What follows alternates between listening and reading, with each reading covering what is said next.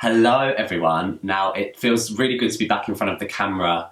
I've been off a few days sick, unfortunately, so I've had a bit of a flu on the chest and just getting over that, so it feels really nice. I'm going to double hit you this week with 2 videos to make up for it anyway, so look forward to those. But as of previous, my last video was about plants, so this one's about yoga today. I'm really going to talk to you about sound healing and how it's influenced me and why I use it in my practice as well. Vibrational resonance after the instrument has been played is where the depth of our journey begins. I hope you enjoy. There's going to be some practical show and tell, and then also be some talking about why it works as well. Let's get into it before we run out of time and make this a half-an-hour video, because I want to make this nice and concise. So today, like I said, I'm going to discuss with you sound healing and sound bathing, sound through the guise of yoga. So how we use sound in a yogic aspect to help deepen our practices of inward reflection and meditation as well. I don't know if you've ever experienced sound healing or a sound bath, so to speak. If you have, congrats, because it's like such an amazing experience. If you haven't, then stay tuned because I'll be doing it here in London. If not, find your local sound bath, experience, gong bath, whatever it is that they're titling it as, and get yourself to it and try it out, because for me it's where the beginnings of something that I didn't even know would take place in my life happens. And this was prior to my yoga teacher training. It was prior to really delving deep within, and sound was there at the beginning, and sound has followed me throughout as well. A few years ago, I don't know how long, I was attending a class by a woman called Claire.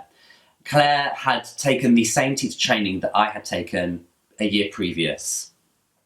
She was a student of my teacher, Debbie Dhanashree. I love her to bits, and she has taught a myriad of amazing teachers. Claire was a fantastic woman with strong feminine energy and a strong focus on womb work, female healing, and also sound.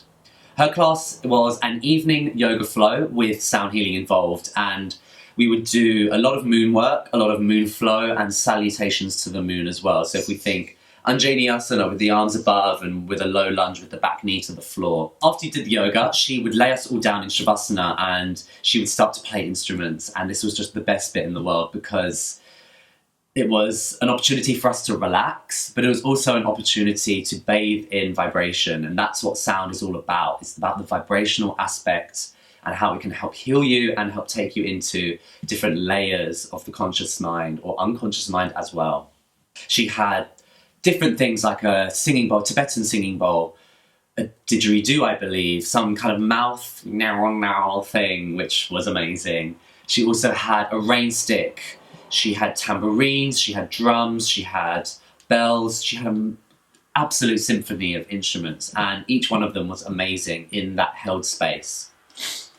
The most amazing experience was the Tibetan singing bowl because of its deep resonance. The way in which Claire used them was she would place them on your belly while you were laying down, one by one for each person in the room. She would give herself enough time to do that as well. And the bowl would sit right on the kind of stomach and navel area around a little cushion. And when she did that, the bowl was struck and you would feel this reverberation inside your body, and it was just one of the most amazing feelings that I'd never experienced before. And she would also do this thing of vocal toning, which is another aspect of sound healing as well. So she'd be over you basically, and you'd be laying down, and it'd be this, and if you were not expecting it, it was the weirdest thing in the world, and you don't want to catch eyes with her because it'd be really funny if you just looked towards her face. So it was kind of like this. I'll do it justice, hopefully.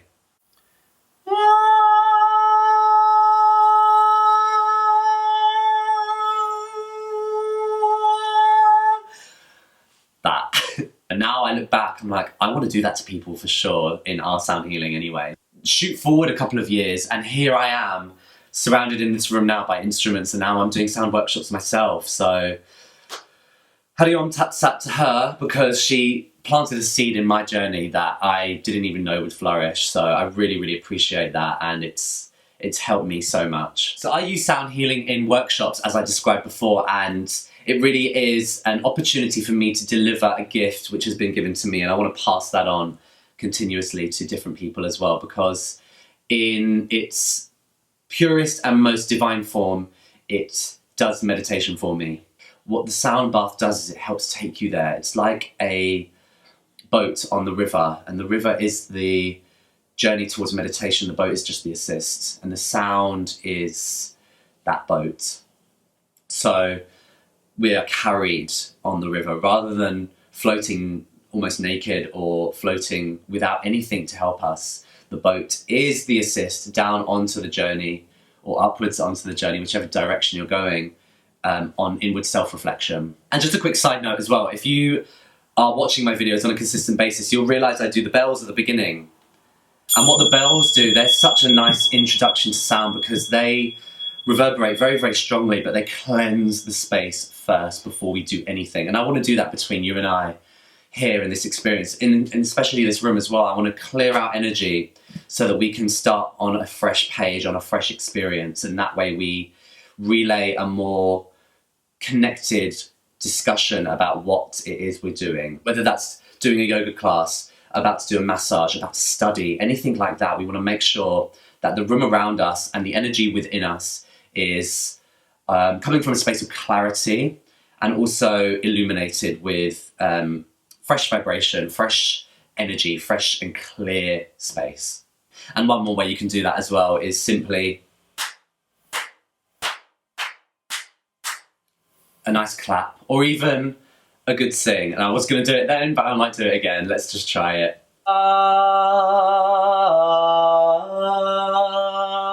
You just sing to the corners of the room and uplift stagnant areas as well. So from a yogic perspective, it's said that in the beginning of creation, before there was nothing, stillness, then came vibration. Energy and motion is vibration. And it's said that the world around us oscillates on this frequency of experience that is unseen to the naked eye. And we want to make sure that we tune into those frequencies, and within the body, we oscillate too. So our energy levels are a representation of the level of frequency that we vibrate at. Vibration on a sound frequency level moves in a certain wave, right? So the wave can be like this, it can be like this, kind of like your heart rhythm. If you imagine your heart is a pulsation of electricity, it's outputting a certain frequency, like electricity volts, like lightning, like anything of that nature where there is a sense of motion and life energy.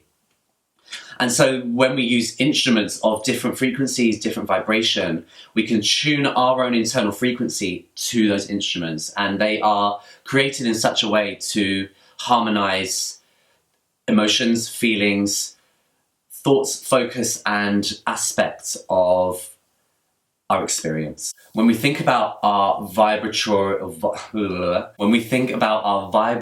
experience in life around us, imagine being sick, like I was a few days ago. My vibration lowered due to the fact of my depletion, and my energy levels were zapped.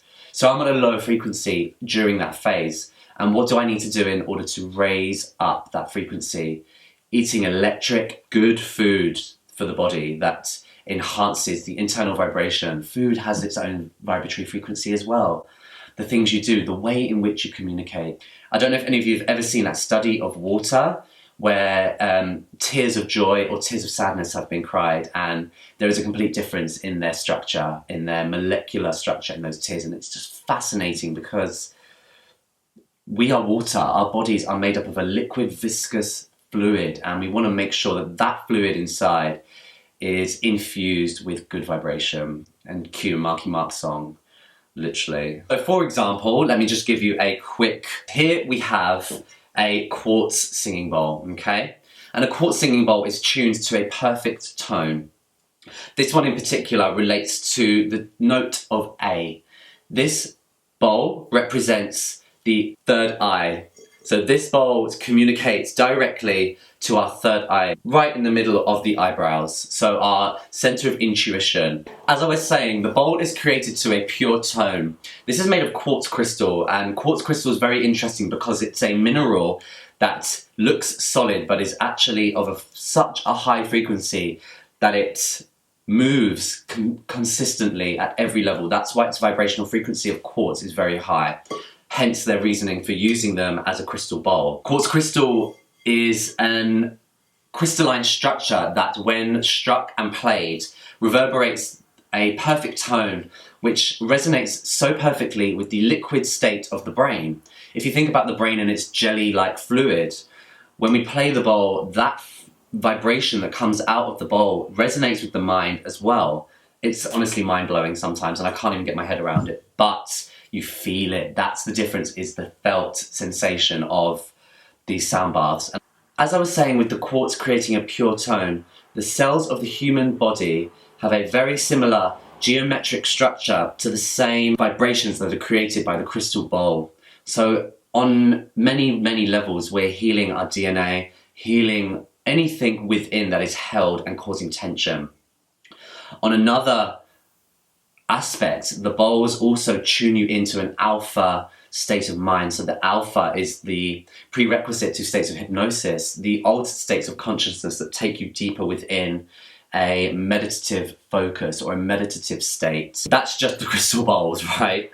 This whole list can go on and on and on throughout so many of these instruments, but they all have their own associated effect. And my friend, he has a gong as well, and the gong we use as a penultimate moment of sound bathing. And at times, and I'll be really honest, in my experience sometimes, it's been very hypnotic and transcendental, as well as scary sometimes. Some of the noises are so ethereal and out of this world that it conjures up the storm of the mind. The storm of the mind comes from a place of unrest. When the gong is played, it is an agent of transformation. When we play the gong, we create a journey, and when we play all of the instruments, there is always deep intention.